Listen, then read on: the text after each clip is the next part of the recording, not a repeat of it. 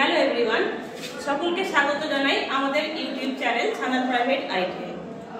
আমি fitter instructor Madhumita Rajak. আজকে আমাদের আলোচনার বিষয় হলো গ্যাস ওয়েল্ডিং। দেখো তোমাদের কেমন লাগে, যদি চ্যাপ্টারটি ভালো লাগে লাইক, কমেন্ট এবং শেয়ার করবে। আমি এখন শুরু করছি তোমাদের গ্যাস ওয়েল্ডিং চ্যাপ্টার। দেখো, ওয়েল্ডিং চ্যাপ্টার নিয়ে আমি এর আগেও ভিডিও করেছি, যদি কেউ না দেখে থাকো তাহলে ভিডিওটি অবশ্যই দেখো। সেই ভিডিওতে আমি ওয়েল্ডিং কি, ওয়েল্ডিং এর কত প্রকার হয় সেগুলো সম্পর্কে আলোচনা করেছি। আজকে আমি তোমাদের বলবো যে গ্যাস ওয়েল্ডিং কাকে বলে। চলো দেখুন তাহলে গ্যাস ওয়েল্ডিং কাকে বলে। গ্যাস ওয়েল্ডিং হচ্ছে এক ধরনের ওয়েল্ডিং প্রসেস, যাতে আমরা কি করি, দুটি গ্যাসকে জ্বালানি হিসেবে ব্যবহার করে তার সাহায্যে যে একটা ফ্লেম তৈরি হয়, সেই ফ্লেমের সাহায্যে আমরা দুই বা ততোধিক মেটালকে হিট করে আমরা যে মেটালকে জয়েন করি, সেই জয়েনিং প্রসেসই হলো আমাদের গ্যাস ওয়েল্ডিং। তো দেখো, আমি বোর্ডে একটা ডেফিনিশন আকারে লিখেছি গ্যাস ওয়েল্ডিং কাকে বলে। দেখো আমি লিখেছি কি না, gas welding is a type of quiescent and non pressure welding process in which fuel gases burns to generate heat and used to raise the temperature on the end of the workpiece to be joined. ঠিক আছে, তাহলে gas welding কি না, gas welding হচ্ছে একটা fusion অথবা নন pressure welding process, যাতে কি করা হচ্ছে, ফুয়েল গ্যাস হিসেবে, জ্বালানি হিসেবে গ্যাস ব্যবহার করা হচ্ছে এবং তার সাহায্যে কি হচ্ছে, হিট জেনারেট হচ্ছে। সেই হিট বা সেই টেম্পারেচারটাকে কাজে লাগিয়ে কি করা হচ্ছে, ওয়ার্কপিসকে জয়েন করা হচ্ছে।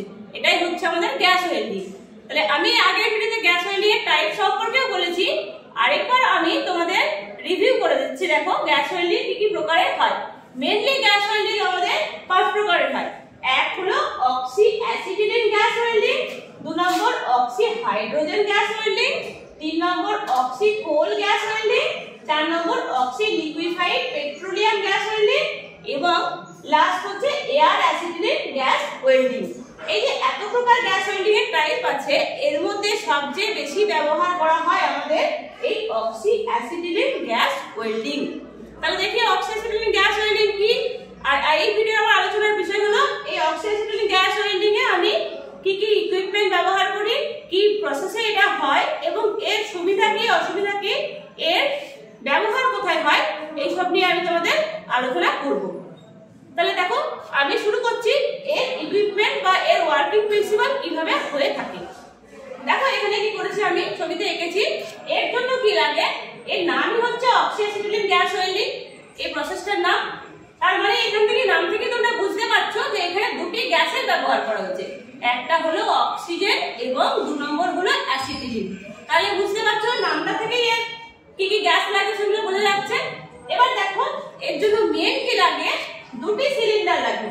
এক হলো অক্সিজেন সিলিন্ডার, সেটা হলো এর রাসায়নিক সংকেত O2, এবং আরেকটা লাগে অ্যাসিটিলিন সিলিন্ডার, এর রাসায়নিক সংকেত C2H2।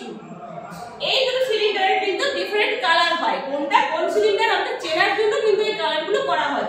এই যে অক্সিজেন সিলিন্ডার, এটা হয় ব্ল্যাক কালারের, অ্যাসিটিলিন সিলিন্ডার হয় রেড অর মেরুন কালারের। তাহলে প্রথমে আমাকে কি নিতে হচ্ছে, দুটো সিলিন্ডার নিতে হচ্ছে, একটা হলো অক্সিজেন সিলিন্ডার, 2 নম্বর হলো অ্যাসিটিলিন সিলিন্ডার। এই সিলিন্ডারের মাথায় থাকে দেখো দুটো প্রেসার রেগুলেটর, এটা একটা, এই সিলিন্ডারে একটা এবং এই সিলিন্ডারে একটা, দুটো প্রেসার রেগুলেটর থাকে। এই প্রেসার রেগুলেটরের সাহায্যে আমরা কি করি, কি বুঝতে পারি যে আমার গ্যাসটা কতটা প্রেসারে আমার বের হচ্ছে, এই প্রেসার রেগুলেটর। আর তার সঙ্গে কি থাকে, লাগানো থাকে এই আমার গ্যাস পাইপ, দুটো গ্যাস পাইপ, দুটো সিলিন্ডার থেকে দুটো গ্যাস পাইপ যাচ্ছে। গিয়ে কোথায় যাচ্ছে, এখানে এটা হচ্ছে আমার ওয়েল্ডিং টর্চ, এই জায়গাটা হলো আমার ওয়েল্ডিং টর্চ। তাহলে গ্যাসটা আমার সিলিন্ডার থেকে বেরিয়ে এইখানে আমাকে রেগুলেটিং করা হয় কিসের সাহায্যে, কন্ট্রোল ভালভের সাহায্যে। কোন গ্যাস আমি কতটা পরিমাণে ছাড়বো সেটা কন্ট্রোল করে আমাকে এই কন্ট্রোল ভালভ। তারপর এই দুটো যে গ্যাস বেরোচ্ছে, বেরিয়ে আমার এই যে এইখানটা হচ্ছে আমার মিক্সিং চেম্বার, এই মিক্সিং চেম্বারে গিয়ে আমার দুটো গ্যাস মিক্স হচ্ছে। মিক্সড হওয়ার পর আমার এটা হচ্ছে তোমার ওয়েল্ডিং নজল, এই নজলের মধ্য দিয়ে আমার গ্যাসটা বাইরে বেরিয়ে আসছে। বেরিয়ে আসার পর আমার এখানে আমি লাইটারের সাহায্যে যখন আমি জ্বালাচ্ছি, তখন আমার এখানে কিন্তু একটা ফ্লেমের সৃষ্টি হচ্ছে। এই ফ্লেমকে কাজে লাগিয়ে আমরা দুটো মেটালকে, আমি লিখেছি ওয়ার্কপিস, দুটো মেটালকে এবং তার সঙ্গে একটা ফিলার রড আমরা ইউজ করে আমরা কিন্তু ওয়েল্ডিং করছি। এটাই হলো আমার পুরো গ্যাস ওয়েল্ডিং এর ওয়ার্কিং প্রিন্সিপাল বা পুরো সেটআপ। এর জন্য দেখো আরেকটা কথা বলে রাখি, খুব গুরুত্বপূর্ণ, যেটা হচ্ছে আমার যে ওয়েল্ডিং যে নজল সেটা আমার ওয়ার্কপিসের রেসপেক্টে এই যে এখানে একটা অ্যাঙ্গেল হচ্ছে, অ্যাঙ্গেল হয়, এই অ্যাঙ্গেলটা হয় আমার 60 থেকে 70 ডিগ্রি। এই অ্যাঙ্গেলটা এখানে যে অ্যাঙ্গেলটা তৈরি হয়, এইখানে যে অ্যাঙ্গেলটা এখানটায় আমার 60 ডিগ্রি থেকে 70 ডিগ্রি অ্যাঙ্গেলে আমার ওয়েল্ডিং নজলটা আমার ধরা হয়। এবং যে ফিলার রডটা আমরা ব্যবহার করি সেটা কি ওয়েল্ডিং এর অ্যাজ পার আমার ওয়ার্কপিস, সেটা হয় আমার 30 ডিগ্রি থেকে 40 ডিগ্রি আমার মোটামুটি ভাবে আমার অ্যাঙ্গেলে এই রডটাকে আমার ধরা হয়। এবং এর ফলে আমার যে ফ্লেমটার যে টেম্পারেচার, সেই টেম্পারেচার হয় আমার 3200 ডিগ্রি থেকে 3300 ডিগ্রি পর্যন্ত আমার সেন্টিগ্রেড পর্যন্ত আমার এখানে কিন্তু একটা হাই টেম্পারেচার তৈরি হচ্ছে। এবং সেই টেম্পারেচারে আমার মেটাল যখন হিট হয়, হিট হওয়ার পর আমার এই যে ফিলার রড, এই ফিলার রড গলে গিয়ে কিন্তু আমার জয়েনিংটা করে। এটাই হলো আমার পুরোপুরি গ্যাস ওয়েল্ডিং এর সেটআপ, বা এইভাবে কিন্তু গ্যাস ওয়েল্ডিং হয়ে থাকে। ঠিক আছে, এবার দেখো আরেকটা জিনিস বলি, এই যে আমার এখানে যে প্রেসারে যে আমি গ্যাসগুলোকে ছাড়ছি, কোন গ্যাস কতটা অনুপাতে আমি ছাড়বো সেটার উপর নির্ভর করে কিন্তু আমার এখানে কিন্তু ফ্লেমটাও কিন্তু তৈরি হয়। বিভিন্ন টাইপের কিন্তু ফ্লেম হয়। সেটা কিভাবে হয় না, আমি অ্যাসিটিলিন গ্যাস কতটা ছাড়লাম বা আমি অক্সিজেন গ্যাস কতটা ছাড়লাম, এই দুটোর মিশ্রণ অনুপাতে আমার কিন্তু এখানে ফ্লেমের সৃষ্টি হয়। তাহলে চলো কি কি টাইপের ফ্লেম হয় এবার আমরা দেখে নিই। তাহলে ফ্লেম হয় মূলত 3 প্রকার। এক নম্বর দেখো বোর্ডের দিকে তাকাও, এক নম্বর হলো নিউট্রাল ফ্লেম। তাহলে নিউট্রাল ফ্লেম আমি কি লিখেছি না, নিউট্রাল ফ্লেম হচ্ছে তোমার it is the one in which equal amounts of oxygen and acetylene combine। তার মানে হলো এইখানে নিউট্রাল ফ্লেমে অক্সিজেন এবং অ্যাসিটিলিনের মাত্রা দুটোই সমান সমান থাকে।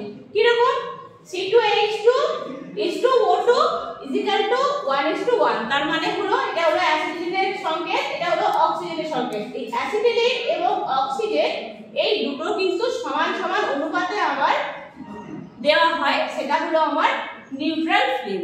আর এই নিউট্রাল ফ্লেমে কি কি হয় দেখো, এখানটা বলা হয় ইনার কোর, আর এইখানে হচ্ছে নো অ্যাসিটিলিন ফিগার, এখানে কিন্তু কোনো অ্যাসিটিলিনের ফিগার তৈরি কিন্তু হয়নি।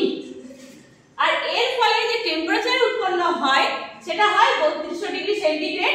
তাহলে এই ফ্লেমটাই কিন্তু জেনারেলি আমাদের ব্যবহার করা হয়ে থাকে গ্যাস ওয়েল্ডিং এর ক্ষেত্রে।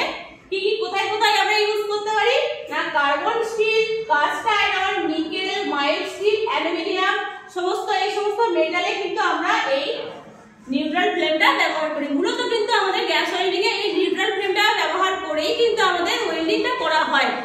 এবার 2 নম্বর আমরা দেখে নিই, সেটা হচ্ছে কার্বোরাইজিং ফ্লেম। কার্বোরাইজিং ফ্লেমটা কেমন তৈরি হয় দেখো, এখানে কিন্তু এই যে এটা আমি বললাম আগে ইনার কোর, আর এইখানে দেখো একটা অ্যাসিটিলিন ফিগার তৈরি হয়েছে, তার বাইরে কিন্তু আরেকটা নেক্সট ফ্লেম উৎপন্ন হয়েছে।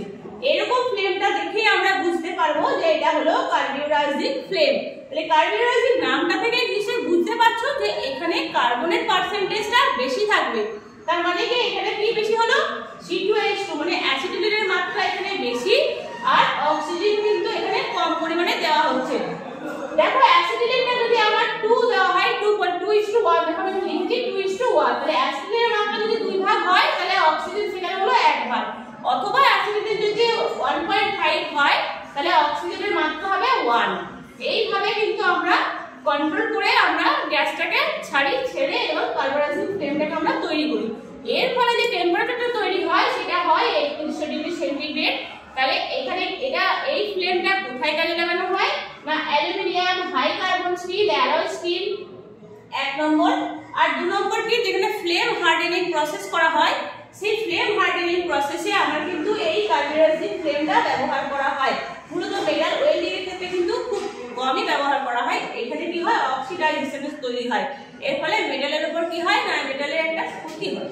সেই জন্য কিন্তু এই ফ্লেমটা আমাদের বেশি ব্যবহার করা হয় না এই সমস্ত ক্ষেত্রে, কিন্তু আমাদের এই কার্বোরাইজিং ফ্লেমটা ব্যবহার হয়।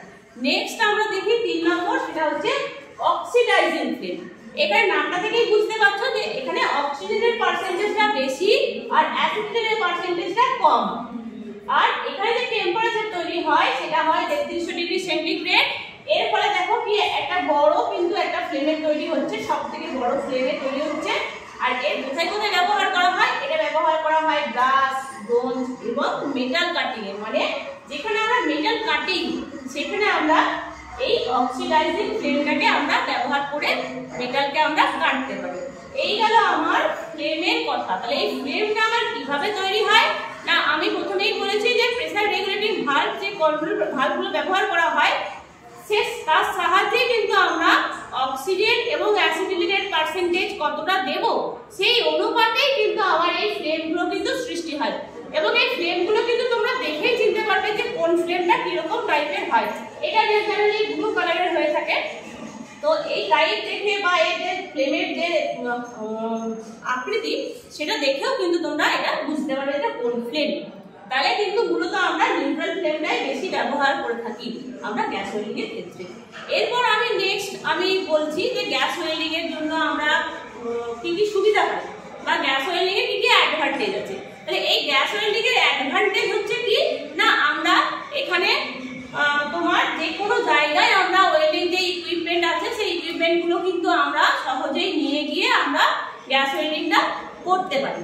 আর কি যেখানে আমাদের পাতলা মেটালে আমাদের দরকার হয় গ্যাস ওয়েল্ডিং করতে সেখানে আমরা গ্যাস ওয়েল্ডিং করতে পারি। এবং আমাদের যে গ্যাস ওয়েল্ডিং এর যে ওয়েল্ডিং নজল আছে সেই নজলটাকে আমরা চেঞ্জ করে আমরা ওয়েল্ডিং করতে পারি, আমরা কাটিং করতে পারি, আমরা গ্যাস কাটিংও কিন্তু সহজে করতে পারি। আর আমরা এই সমস্ত কাজে কিন্তু আমরা গ্যাস ওয়েল্ডিংটা ব্যবহার করি। তাহলে এইগুলো গেল এর সুবিধা। তাহলে এর কি কি অসুবিধা আছে বলি, এরও কিন্তু অনেক রকম অসুবিধা আছে। জেনারেলি আমরা যে ওয়েল্ডিংটা করে থাকি ওয়ার্কশপ পারপাসে বা যেটা ব্যবহার করে থাকি আমরা, সেটা হয় আমার ইলেকট্রিক আর্ক ওয়েল্ডিং। সেখানে আমরা ইলেকট্রিসিটি ব্যবহার করে কিন্তু আমরা ওয়েল্ডিং করি, এক্ষেত্রে মেন হচ্ছে গ্যাসের ব্যবহার। তাহলে এখানে অসুবিধা নিশ্চয়ই বুঝতে পারছো কি কি অসুবিধা না, গ্যাস ওয়েল্ডিং এর সবচেয়ে মারাত্মক জিনিস হলো গ্যাস হলো এই অ্যাসিটিলিন। এটাকে নিরাপদে রাখা কিন্তু মানে একটু কষ্টকর ব্যাপার, সেই জন্য গ্যাস ওয়েল্ডিংটা এখানে এটাই হলো গ্যাস ওয়েল্ডিং এর অসুবিধা। এবং এটা তোমার খুব মোটা মেটালে কিন্তু আমরা গ্যাস ওয়েল্ডিংটা করতে পারি না।